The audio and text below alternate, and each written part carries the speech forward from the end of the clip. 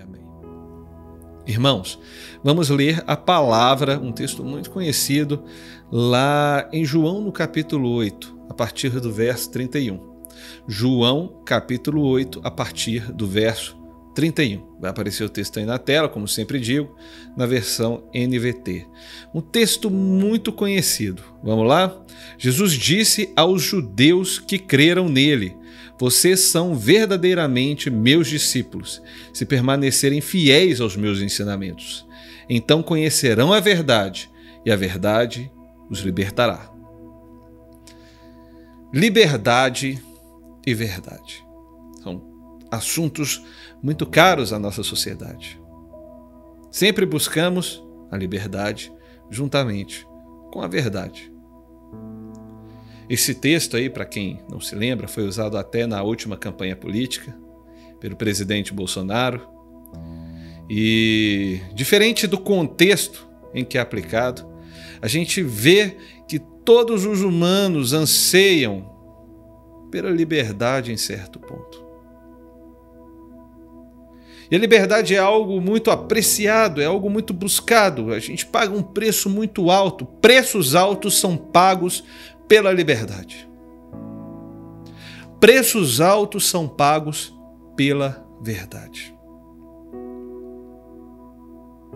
Liberdade e verdade parecem coisas às vezes até antagônicas em determinados momentos, porque muitas pessoas levam a sua liberdade através das mentiras, através de coisas falsas. E a verdade é que a liberdade que Cristo propõe, ela vem de uma outra maneira. A gente não é diferente daquele povo lá no começo. Como eu falei na nossa introdução, na nossa conversa inicial aqui. Aquele povo hebreu estava naquele momento, naquela noite que antecedia a fuga, o êxodo do Egito. Eles ansiavam pela liberdade depois de passar centenas de anos escravos de uma nação. Aquele povo já não se identificava mais, porque eles estavam envoltos por uma cultura, por uma nação, por um exército, por um povo. Eles só se enxergavam como servos, como escravos. Até que Deus mostrou para eles o preço da liberdade. E ali, antes de partirem, cearam, compartilharam os seus pães sem fermento e logo em seguida partiram para uma nova vida. Uma vida de verdade, uma vida de obediência. E Jesus condiciona a verdade e a liberdade, a obediência. Ele condiciona a verdade e a liberdade, a obediência. E a gente muitas vezes não entende as diferenças. É comum na nossa sociedade ver a liberdade como a desobediência, como um enfrentamento, a quebra de paradigmas. É difícil para a gente entender o real conceito da liberdade. Se é difícil para a nossa sociedade, é também difícil para o povo hebreu. E a gente vai ler aqui, eles não entenderam direito o que Jesus quis dizer. Olha o que diz aqui, no verso 33. Mas somos descendentes de Abraão, disseram eles. Nunca fomos escravos de ninguém. O que quer dizer, vocês serão libertos? Eles não entendiam, de fato. Uma vez que eles foram libertos lá do Antigo Egito, eles se achavam livres permanentemente. Ali, a partir daquele momento, eles se enxergavam como um povo livre. Eles, inclusive, se esqueceram de quando eles foram cativos lá na Babilônia. ficaram naquele exílio. Eles se esqueceram também, provavelmente, do quanto eles foram subjugados por outras nações. Quantas vezes Israel foi invadida? Quantas vezes o povo hebreu sofreu pela falta de sua liberdade? Mas assim como nós, eles não entendiam direito, de fato, o que era a liberdade, o que é a Páscoa, o que é a salvação, o que é sair daquele estado, ir para uma outra vida, uma outra realidade. Eles não entendiam isso mais. Porque novamente o povo hebreu estava envolto em suas culturas, vivendo vidas como as nossas. A gente vive assim também, igual eles viviam. Claro que com evoluções tecnológicas, mudanças políticas, mas a vida deles meio que se resumia em trabalhar, pagar imposto caro, arrumar o que comer, reproduzir, morrer. Um ciclo como o nosso. A gente acorda, vai trabalhar, pagamos impostos caros, não temos o retorno devido. Vivemos uma vida meio difícil. É duro, não é? É duro. Era mais ou menos assim que eles viviam, e é assim que a gente vive hoje. E a gente se considera pessoas livres, mesmo estando diante de restrições severas como a gente tem passado, que nem são tão severas quanto as restrições de outros países. Mas nós, povo brasileiro, somos um povo que se considera livre, livre para fazer o que quiser, livre para tudo. A gente nunca teve muito limite. Limites que a gente reconhecesse como limites, porque a gente tem muitos limites.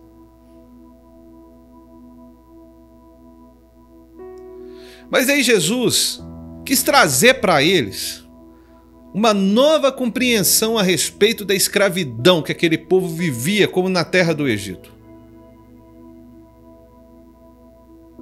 Talvez a libertação que Deus deu a eles ali, aquela libertação física, miraculosa, gigantesca, não fosse o suficiente para eles entenderem o real sentido da liberdade e da verdade.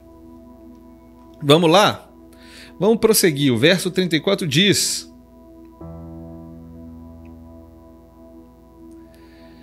Eu lhes digo a verdade, que todo que peca é escravo do pecado.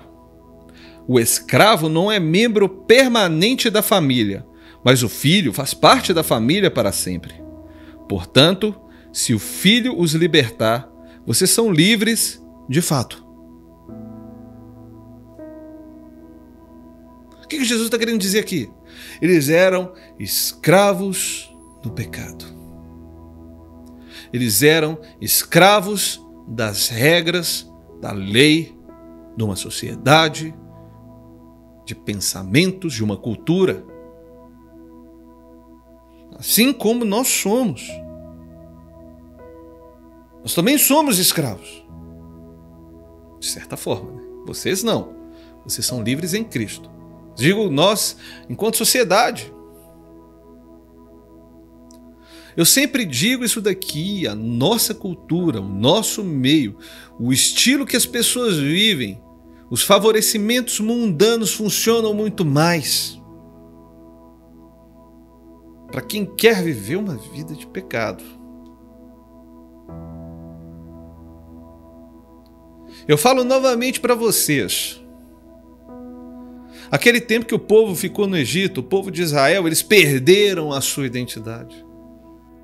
O que eles sabiam era de forma oral, mas eles não sabiam o real poder de Deus. Eles não tinham ideia. Tudo aquilo que eles conheciam sobre Abraão foi contado a respeito de forma oral, de pai para filho. Eles já se viam como parte daquela nação, eles se viam escravizados, parte daquele povo. Já se viam como uma vida de escravidão mesmo, de trabalhar, para pagar as suas custas, as suas estadias, lá no Antigo Egito. Eles viviam, possivelmente, adorando deuses pagãos. Alguns deles. E quantos na nossa sociedade não vivem assim também?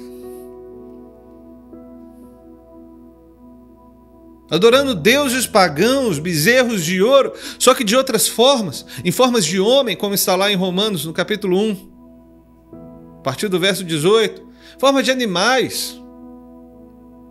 Adoramos celebridades, adoramos políticos, estamos afundados numa cultura que nos escraviza para obter resultados, para ser mais fácil, para ter o que comer com mais facilidade, para ter mais aceitação. Todo culto eu falo isso, e todo culto a gente precisa lembrar de onde nós saímos, aonde nós estamos e quem nós somos. E as artimanhas de Satanás. O sistema desse mundo é mais inteligente, mais sofisticado e engana mais as pessoas. Engana mais os filhos de Deus.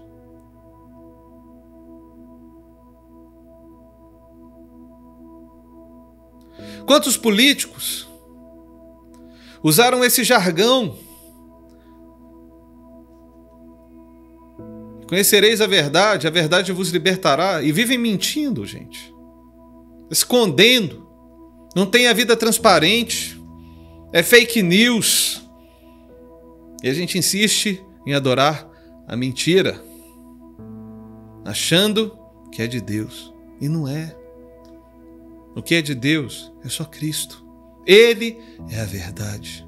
Então nós devemos nos esforçar cada vez mais para obedecer a Cristo e viver a sua obra, e não obedecer a homens, dar nossa vida por homens, dar nossa vida por dinheiro, dar nossa vida por coisas materiais. Cristo nos conclama para adorar somente a Ele. O escravo é uma pessoa muito distante de um filho. O escravo, como a gente entende, são pessoas que eram usadas como objetos. Infelizmente, isso é uma mácula na nossa sociedade, a escravidão. Pessoas que não eram tratadas como pessoas, mas sim como objetos. Eram usadas para um fim, quando não serviam eram descartadas. O povo hebreu ainda dava um pouquinho mais de dignidade para os escravos, porque após 7 anos de trabalho eles libertavam os escravos. Era um pouco diferente, mas entendendo, no nosso senso comum, escravo é um objeto. Ele não é parte permanente da casa, porque igual eu falei, eles eram mandados, acabou seu tempo, meu filho, vai embora. A não ser que ele quisesse. Porque ele tinha a opção de querer ficar na casa do Senhor. Às vezes ele gostou daquela casa, era bem tratado. Mas é diferente de um filho. E a escravidão do pecado é a pior escravidão que tem. Eu falo isso com todas as letras. É a pior de todas as escravidões. Por que ela é a pior de todas as escravidões? Porque o pecado te usa, o sistema te usa para um fim e te descarta quando você não presta mais para ele.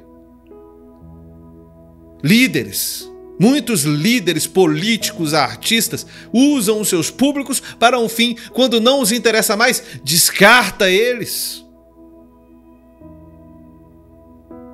Homens de grande influência, grandes empresas, usam os seus consumidores, os seus fãs, só para consumirem os seus produtos. Acabou o seu padrão de vida, aumentou o preço. Você não serve mais para mim, agora meu público é outro.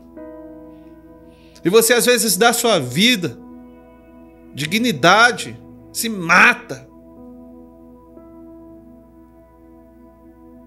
para chegar no final e ver que você foi apenas um objeto usado para satisfazer o desejo de alguém. Mesmo que isso seja feito de uma forma hiper sofisticada. E aí eles falam pra gente: eu vou te dar liberdade, eu vou te dar uma liberdade financeira, eu vou te dar uma liberdade sexual, eu vou te dar uma liberdade para você viver o que você é fora dos padrões sociais. Não precisa mais respeitar a família, não precisa mais respeitar padrões que a igreja opressora impõe, não precisa mais respeitar nada. Você é livre. Mas se você não os agrada, é descartado como um lixo. Assim funciona a humanidade. Mas Cristo tem para você a liberdade, a verdade.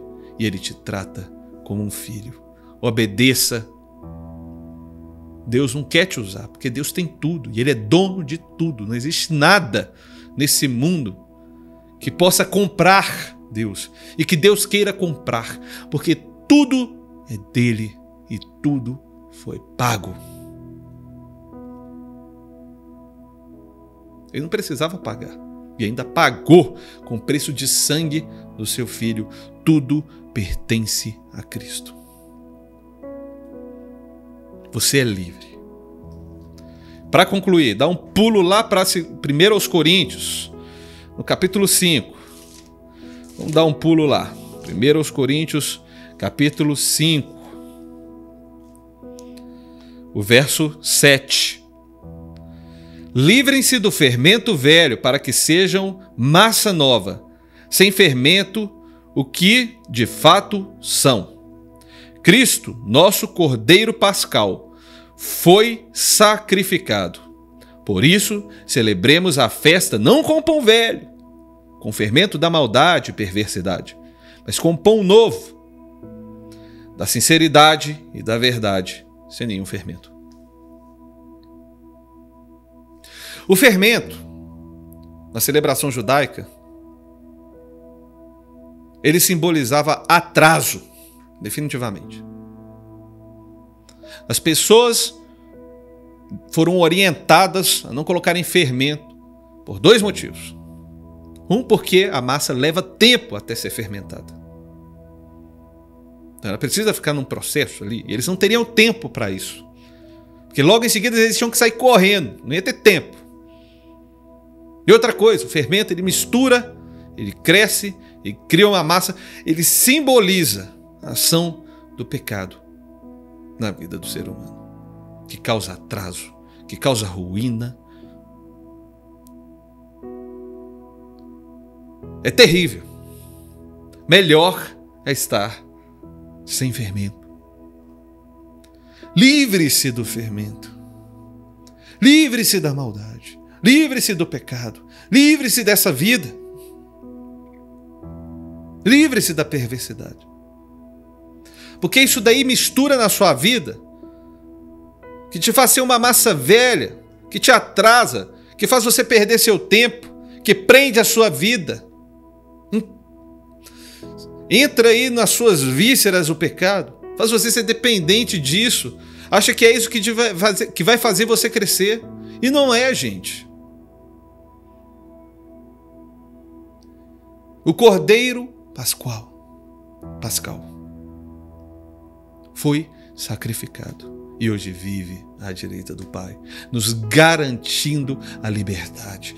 Venham, deixe para trás aquilo que é passado, deixe para trás a massa velha, venha com a massa nova sem fermento, na presença do Rei, viver uma vida de verdade, de sinceridade, de alegria, de paz, de paciência, mesmo nos momentos difíceis, mesmo no isolamento social. Logo, logo, isso vai passar e nós vamos viver Na eternidade, a liberdade plena com o nosso Rei. Mas hoje precisamos reconhecer que tudo isso aqui que temos, o nosso corpo material, vai passar e que a nossa verdadeira liberdade está aqui na mente, no coração, em nosso espírito, que é a liberdade de servirmos a Deus e não sermos escravizados pelo sistema mundano e pelo pecado.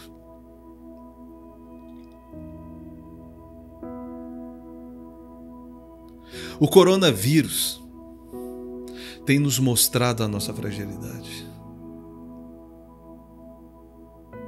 Muitas pessoas dizem que isso aí é Satanás agindo. Não, gente. Deus usou muitas situações difíceis, doenças, catástrofes para mostrar para o seu povo, para que seu povo se arrependa e veja a glória do Rei.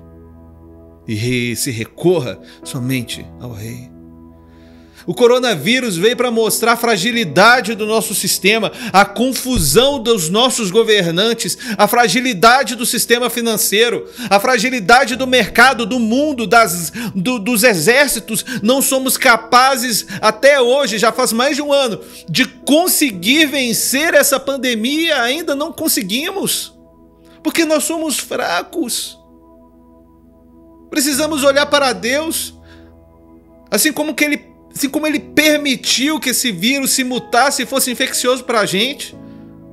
Não sei por qual meio, só Ele sabe. Isso não me convém saber.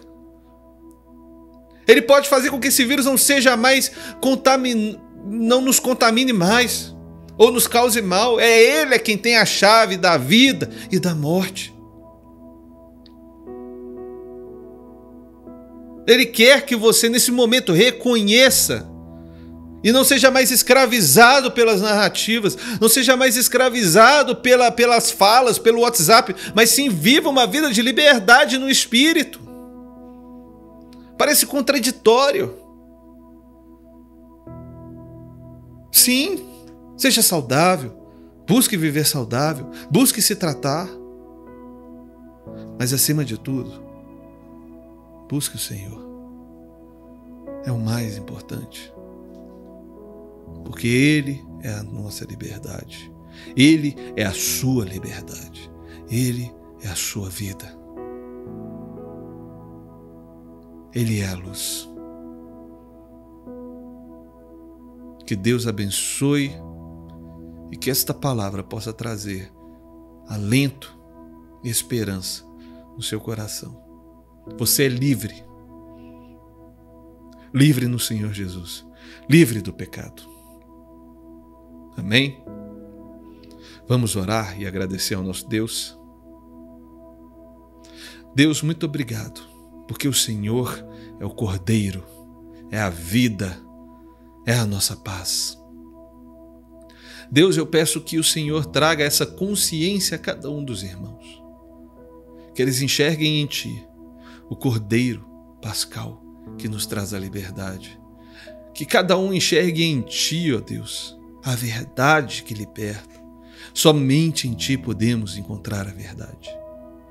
Deus, abençoe a vida de cada irmão. Abençoe a vida de cada um de nós. Ó Deus, e que neste momento nós possamos celebrar com as nossas famílias a liberdade e o sacrifício que o Senhor fez, para que hoje nós sejamos filhos e não escravos. Eu oro, meu Pai, em nome de Jesus. Amém e amém.